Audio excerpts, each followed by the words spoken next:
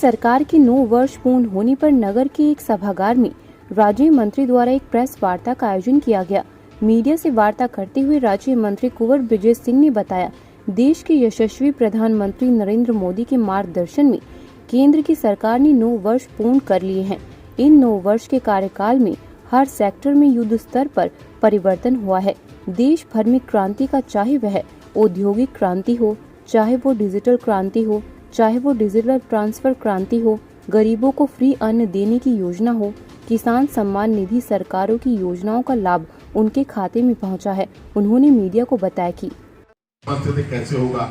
स्वच्छ भारत मिशन आज पूर्ण रूप से लागू है पूरे देश के अंदर।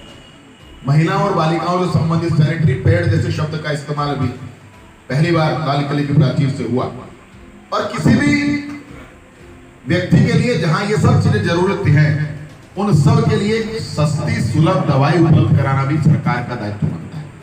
और जब हमने जेनरिक दवाइयों की बात की, और जब जो जेनरिक मेडिसिन है, जो जीवन रक्षक दवाएं हैं, उसमें से सस्ती हैं।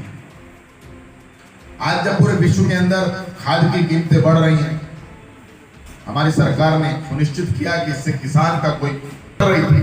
हमने किसानों के ऊपर उस बोझ को नहीं डाला। हमने डीएपी फर्टिलाइजर में सब्सिडी में 140% और कुल मिलाकर 2000 करोड़ रुपए सब्सिडी बढ़ाई और सरकार ने उस वहन को अपने आप से वहन किया। देश के यशस्वी प्रधानमंत्री माननीय नरेंद्र मोदी जी के मार्गदर्शन में केंद्र की सरकार ने 9 वर्ष पूर्ण कर लिए।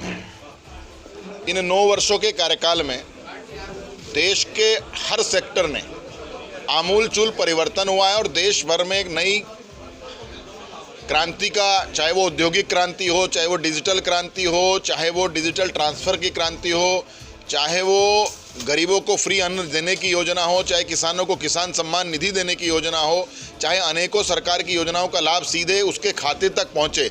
इन सब योजनाओं को लेकर के देश के अंदर क्या 9 वर्षों में हमने अच्छा किया है, किस रूप में हमने देश के आम जन के जीवन को बदलने का सार्थक प्रयास किया है, उसको लेकर के आज इस पत्रकार वार्ता का आयोजन किया गया है।